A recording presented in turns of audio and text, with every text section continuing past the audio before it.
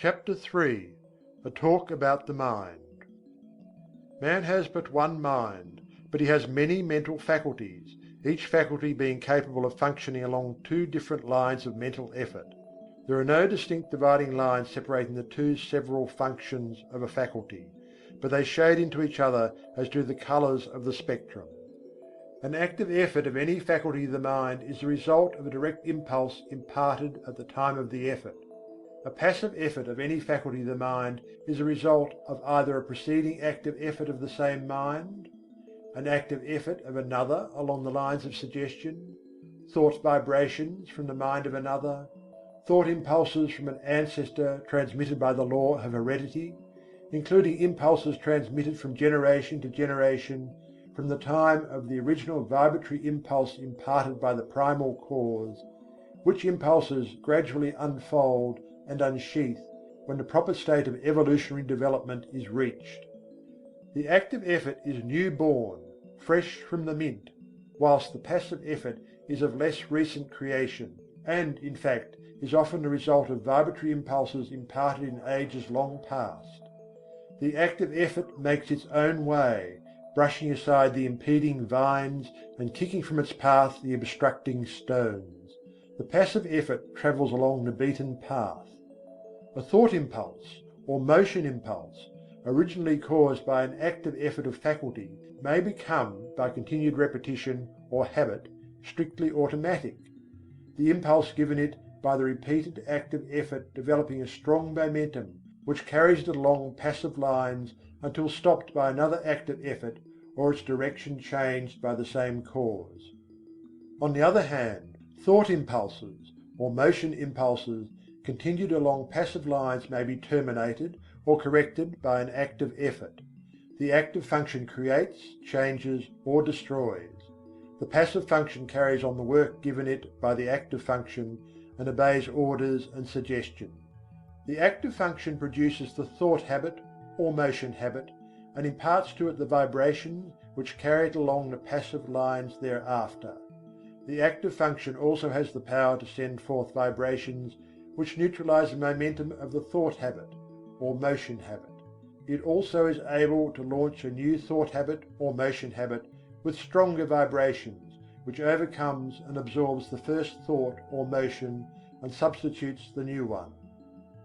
All thought impulses, or motion impulses, once started on their errands, continue to vibrate along passive lines until corrected or terminated by subsequent impulses imparted by the active function or other controlling power. The continuance of the original impulse adds momentum and force to it, and renders its correction or termination more difficult. This explains that which is called the force of habit.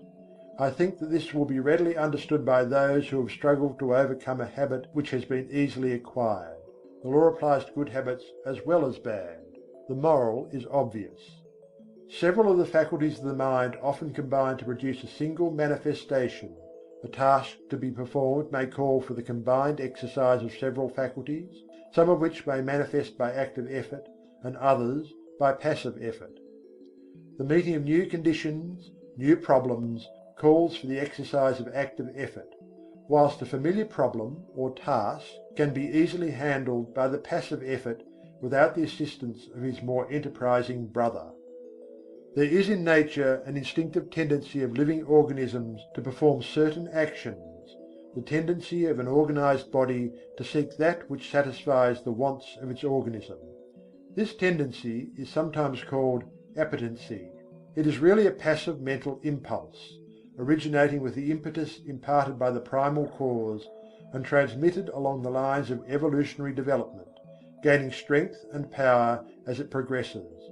The impulse of the primal cause is assisted by the powerful upward attraction exerted by the Absolute. In plant life, this tendency is plainly discernible, ranging from the lesser exhibitions in the lower types to the greater in the higher types. It is that which is generally spoken of as the life force in plants.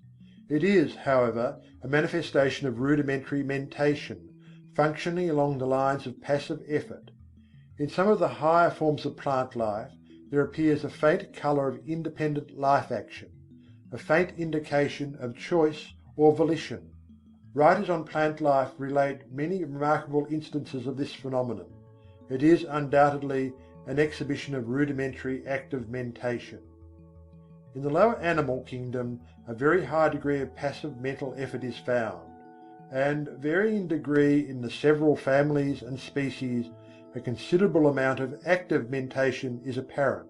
The lower animal undoubtedly possesses reason only in a lesser degree than man, and in fact the display of volitional mentation exhibited by an intelligent animal is often nearly as high as that shown by the lower types of man or by a young child.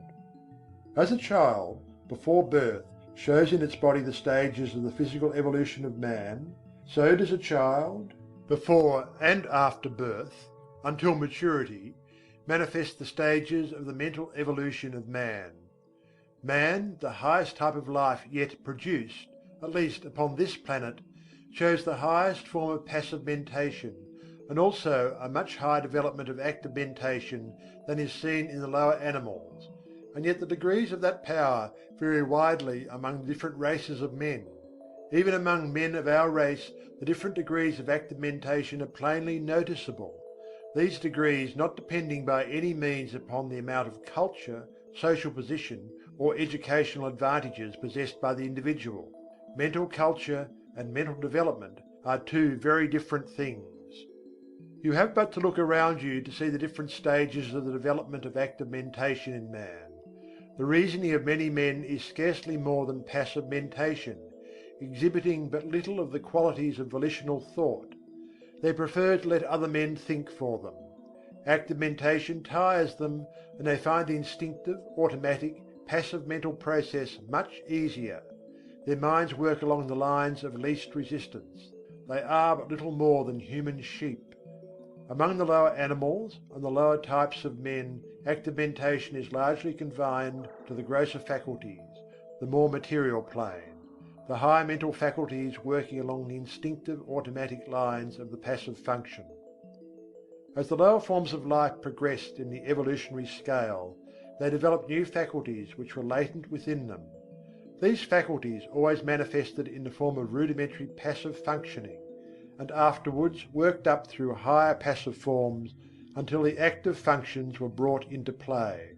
The evolutionary process still continues, the invariable tendency being toward the goal of highly developed active mentation. This evolutionary progress is caused by the vibratory impulse imparted by the primal cause, aided by the uplifting attraction of the Absolute. This law of evolution is still in progress, and man is beginning to develop new powers of mind, which, of course, are first manifesting themselves along the lines of passive effort. Some men have developed these new faculties to a considerable degree, and it is possible that before long man will be able to exercise them along the line of their active functions. In fact, this power has already been attained by a few. This is the secret of the Oriental occultists and of some of their Occidental brethren. The amenability of the mind to the will can be increased by properly directed practice. That which we are in the habit of referring to as the strengthening of the will is in reality the training of the mind to recognize and absorb the power within. The will is strong enough, it does not need strengthening, but the mind needs to be trained to receive and act upon the suggestions of the will. The will is the outward manifestation of the I Am. The will current is flowing in full strength along the spiritual wires, but you must learn how to raise the trolley pole to touch it before the mental car will move. This is a somewhat different idea from that which you have been in the habit of receiving from writers on the subject of will power, but it is correct, as you will demonstrate to your satisfaction if you will follow up the subject by experiments along the proper lines. The attraction of the Absolute is drawing man upward, and the vibratory force of the primal impulse has not yet exhausted itself. The time of evolutionary development has come when man can help himself. The man who understands the law can accomplish wonders by means of the development of the powers of the mind, whilst the man who turns his back upon the truth will suffer from his lack of knowledge of the law. He who understands the laws of his mental being develops his latent powers and uses them intelligently. He does not despise his passive mental functions, but makes good use of them also, charges them with the duties for which they are best fitted, and is able to obtain wonderful results from their work, having mastered them and trained them to do the bidding of the higher self. When they fail to do their work properly, he regulates them, and his knowledge prevents him from meddling with them unintelligently, and thereby doing himself harm. He develops the faculties and powers latent within him, and learns how to manifest them along the line of active mentation as well as passive. He knows that the real man within him is the master to whom both the active and passive functions are but tools. He has banished fear and enjoys freedom. He has found himself. He has learned the secret of I Am.